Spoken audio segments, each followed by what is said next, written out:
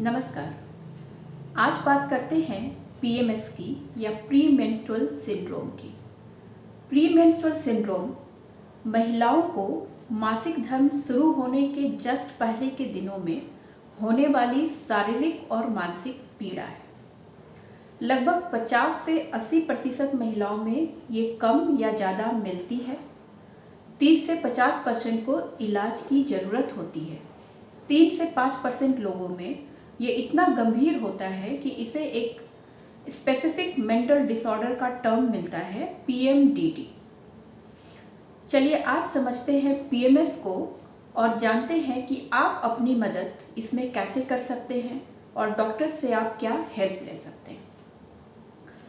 PMS के लिए सबसे ज़रूरी है उसे सही डायग्नोज करना, और सही डायग्नोसिस के लिए सबसे ज़रूरी है ये समझना कि पीएमएस से जुड़ी तकलीफ़ें आपको आपके पीरियड्स आने के 7 से 10 दिन पहले शुरू होती हैं, 1 से 2 दिन पहले पिक पर होती हैं, और जैसे ही आपका पीरियड का फ्लो शुरू होता है ये धीरे धीरे कम हो जाती हैं।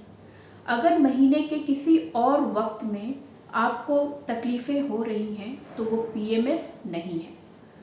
आपको डॉक्टर से मिलना है और अन्य किसी बीमारी के कारण ये है या नहीं इसकी जांच करनी है। पीएमएस में बेसिकली आपको शारीरिक और मानसिक 2 तरह की तकलीफ़ें होती हैं। अगर हम शारीरिक तकलीफ़ की बात करें तो मुख्य होता है दर्द, पैरों में दर्द, पेट के नीचे के हिस्से में दर्द, सर में दर्द होना, भूख ऑल्टर्ड हो जाना, अजीब अजीब चीज़ें खाने की इच्छा होना, नींद ऑल्टर हो जाना, टाइम पे नहीं आना, रात रात भर जगना, साथ में ब्लोटिंग, पेट फूल रहा है, आपको लग रहा है कि अचानक से आपका शरीर भारी हो गया है, अंगूठियां आपकी उंगलियों में टाइट होने लगी हैं।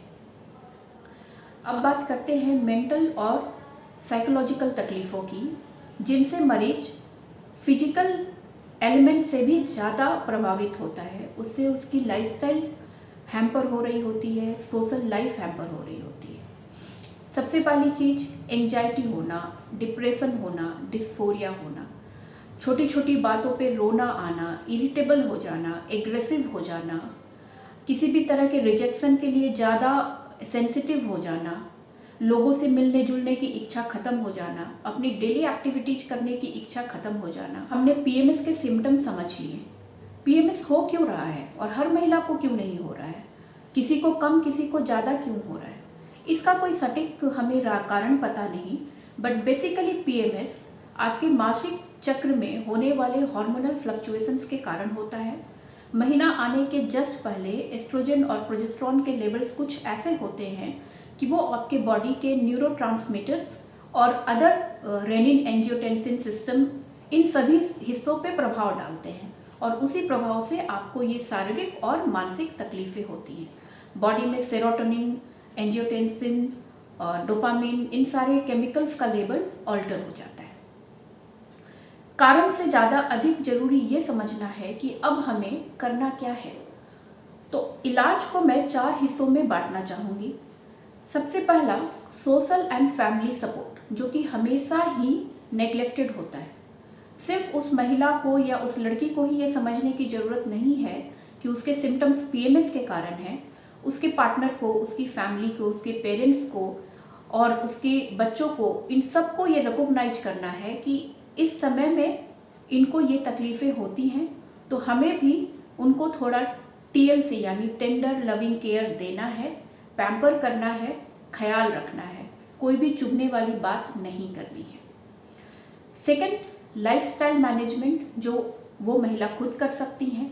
लाइफस्टाइल में सबसे पहले प्लानिंग करेंगे आप, एक डायरी मेंटेन करेंगे अपने मेंस्ट्रुअल साइकिल की, और क्या सिम्टम्स आपको पीएमएस में होते हैं उसका ख्याल रखेंगे। जिस तरह के आपके सिम्टम होते हैं उस तरह से ही आपको उस वक्त को प्लान कर लेना है। इससे आपकी तकलीफ ऑलमोस्ट 50% ख़त्म हो जाएगी। स्पेसिफिक इम्पॉर्टेंट मीटिंग या काम अगर आप रीशेड्यूल कर सकते हैं तो उसको इस वक्त के लिए ना रखें, क्योंकि आपकी बॉडी की एनर्जी लेवल कम है और आपका mental emotional status complete 100% effort लगाने जैसा अभी नहीं है। नेक्स्ट थिंग, आपके लाइफस्टाइल चेंजेज। एक्सरसाइज करें, साइकिलिंग के लिए जाएं, योगा करें, जो भी आपको सूट करता है वो करें, क्योंकि फिजिकल एक्टिविटी होने से आपके बॉडी के न्यूरोट्रांसमीटर्स डोपामिन, सेरोटोनिन एक्टिवेट होते हैं और आप डिस्फोरिया, डिप्रेशन, एंजाइटी, इन चीज़ों को कम फील करते हैं। अपने खाने पीने का ध्यान रखें, नेचुरल चीज़ें खाएं, ढेर सारा पानी लें, डार्क चॉकलेट हेल्प करती है, बनाना, वॉलनट्स, सीड्स, लो फैट वाला योगर्ट, ये सारी चीज़ें, घर का खाना, ये आपको हेल्प करेगा।